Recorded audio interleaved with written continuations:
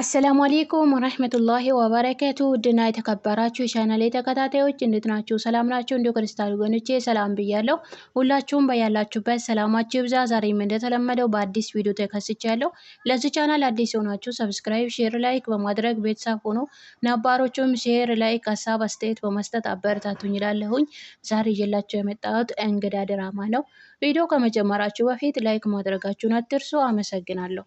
የኢትዬ ሄለን ተንኮል እንደቀጠለ ነው።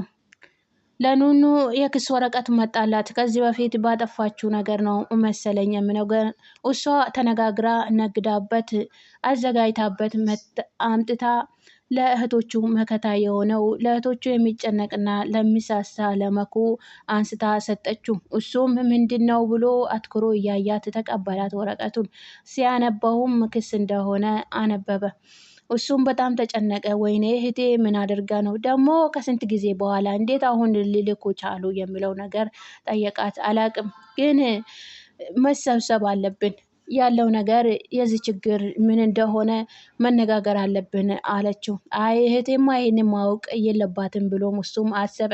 ምክንያቱም ኑኑ ይህንን ካወቀች በጣም እንደምትሰቃይና በጣም ሀሳብ ጭንቀት ውስጥ እንደምትገባ የሆነ ነገር ውስጥ እንዳትገባ ብሎ ፈርቶ እህቴ ማወቅ የለባትም የሚለው ነገር ለብቻው ማሰብ እና ማንሰላሰል ጀመረ።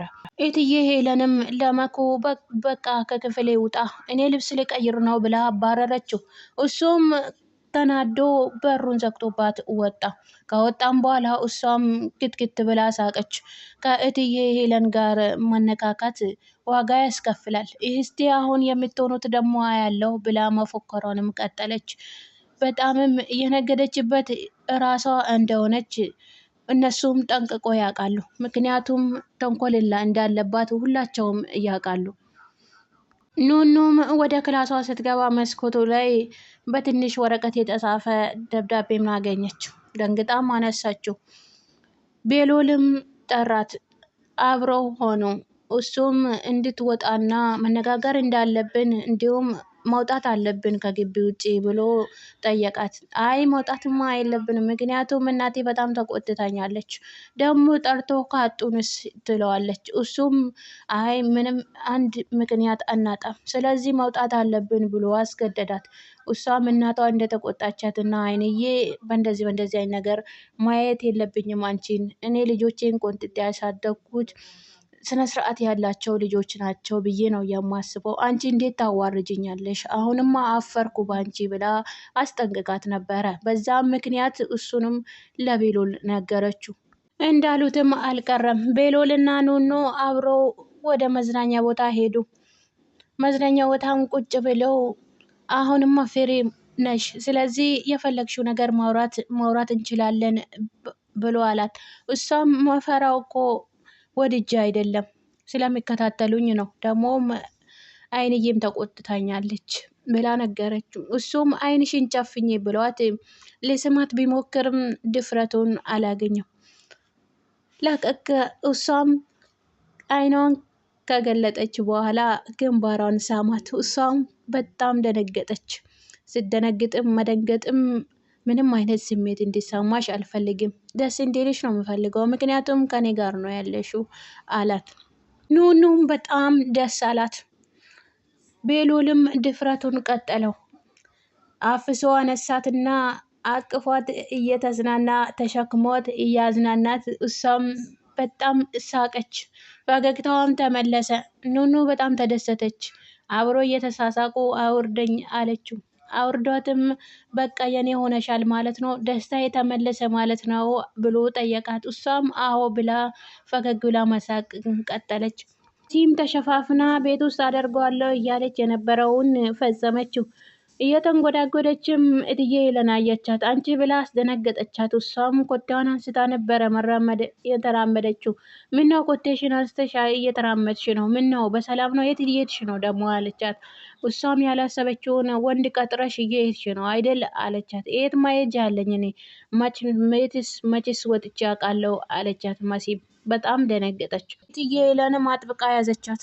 የምታደርጊውን ሁሉ ግራ እየገባኝ ነው። ስለዚህ አንድ በአንድ ትነግርኛለሽ። አሁን ስልክ አውርቼ ስጨርስ እመጣለሁ። አሁን ወደ ክላስሽ ቀጥይ፣ ግቢ ወደ ክላስሽ ብላ መሲን አባረረቻት። ኤልሾ ራሷን አሟት በተኛችበት ኑኑ ልጠይቃት ሄደች። አይዞሽ ብላ እያበረታታቻት እያነቃቃቻት አጠገቧ ቁጭ ባለችበት እትዬ ሄለን መጣች። ማታ ደግሞ የት ሄደሽ ነበረ አጅሬት አለቻት። ኑኑም ኧረ የትም አልሄድኩም አለቻት። እንዴ ፈልገን ያጣነሽ ታዲያ ቤት ውስጥ ሆነሽ ነው አለቻት። እሷም ባለመገጣጠም ነው እንጂ አላገኛችሁኝ እንጂ እኔ የትም አልሄድኩም አለቻት። እሺ የት እንደሄድሽና የት እንደምትገቢ እንደምትወጪ ወረቀቱ ይነግርሻል። ልጅና አልጋይ ላይ ያለው ወረቀት ይዘሽ ነይ፣ ከዛ እንነጋገርበታለን አለቻት። እሺ ብላም ኑኑ ወደ ክላሷ ወደ እትዬ ሄለን ክላስ ሄደች። እትዬ ሄለንም ለኤልሾ እንዲሁ ደስ ይበልሽ ሰፕራይዝ አለ ብላ አነቃቃቻት። ሰፕራይዙም ለሷ የነገርኩት ስራዋ የነገደችውን ሁሉ ነገረቻት። እሷ ደግሞ ጥሩ ነገር አስበሽ እንዳይሆን እናቴ ብላም ኤልሾም ጥልቅ ጥላቻ ስላለባት ኑኑ ላይ ጥሩ ነገር ማሰብ መስራት የለብሽም ለሷ አለቻት። እትዬ ሄለንም ለሷ ደግሞ ጥሩ ነገር አስባለሁ በምን ስራዋ በምን ጥሩ ስራዋ ነው ደግሞ እንዴት ጥሩ ነገር እሷ እሰራለሁ አለቻት። የጆንም ድፍረቱ እንደቀጠለ ነው። እስከ ቤት ድረስ ኤልሾ ታማለች እሷን ልጠይቅ ብዬ መጣሁኝ አላት። መሲም ደነገጠች። እንዴ ይሄ ልጅ ደጋግሞ ቤት የሚመጣው የሚመላለሰው ለምንድን ነው የሚለው ነገር እሺ ሰላም ነው እንዴት ነህ ብላ ሰላምታ ማቀረበችለት። ኤልሾ ስለታመመች ስለጠይቃት ነው የመጣሁት፣ ይልቁንስ እስቲ ከቻልሽ ጥሪያት አለች። እሷም መሲም እንዴ ልጠይቃት ከመጣህ ለምንድን ነው ምጠራት? በተኛችበት ሂድና ጠይቃት እንጂ እንዴትስ ትመጣለች አለችው። እሱም መልሱ የሆነው አይኗን እንጂ እግሯን አይደለም የታመመችው። ስለዚህ ጥሪያትና አትከራከሪ፣ ጥሪያትና እንድትመጣ አድርጊያት ቶሎ ብለሽ አላት። መሲም ደስተኛ አይደለችም፣ ምክንያቱም እንድትመጣ አልፈለገችም። መሲም አልጠራትም፣ ከፈለክ ስልኳ አለህ አይደል ደውልና ጥራት፣ በታመመችውን ልጅ ተነሺና ሰው ይፈልግሻል ብዬ አልጠራትም፣ በፍጹም አላደርገውም አለችው። እሱም ሰራተኛ አይደለሽ? የታዘዝሽውን ሁሉ ማድረግ አለብሽ። ምን አይነት ጋጠ ወጥ ልጅ ነሽ ደግሞ መልስ አትመልሽልኝ አላት። እንዲሁም አልጠራትም ምን አገባኝ አለችው። ከፈለክ በመጣህበት ተመለስ እንጂ እኔስ አላደርገውም አለችው መሲም። እሱም ሰራተኛ ስለሆንሽ የታዘዝሽውን ሁሉ ማድረግ እንዳለብሽ ማወቅ አለብሽ፣ ይሄ ግዴታሽ ነው አላት። እትዬ ሄለንም ለኑኑ ወረቀቱን አምጪ እንዳለቻት ካመጣችውም በኋላ ለእኔ ምን ትሰጭኛለሽ?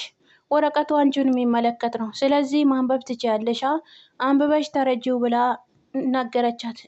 ኑኑም ከፍታ ማንበቧን ጀመረች። ድንግጥም አለች። ወይኔ ኤልሾም ብድግ ብላ ተነሳች። ወይኔ ማሚ ማን ነው ደግሞ የከሰሳት እንዴ? ማን ነው? ከየት ነው ደግሞ ክሱ የመጣው ብላ ጠየቀቻት። አላቅም እኔ